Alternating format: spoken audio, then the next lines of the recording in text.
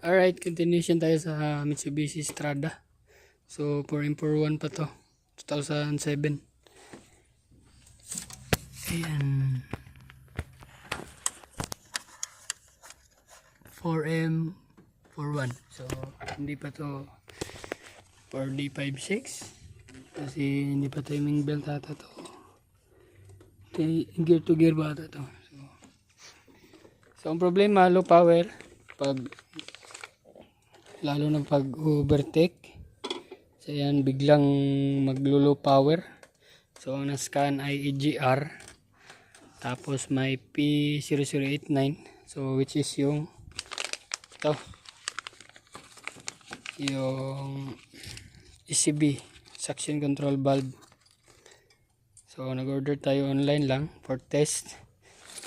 So kasi mahal yung original nito, almost 8 plus 8k yata, tapos sa kasa abot ata ng 14,000. So ayan, so bumili tayo ng ano, pero denso siya.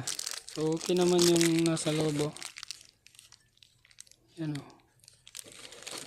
check natin kung kaya ba nitong replacement na to. So pinatanggal muna natin para makita natin yung magkaparehas ba. Okay, so walang cut.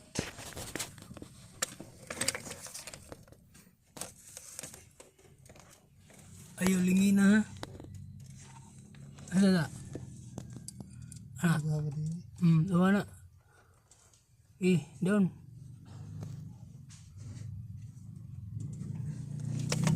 Ari. Pabor ka. So, pause muna natin. Okay.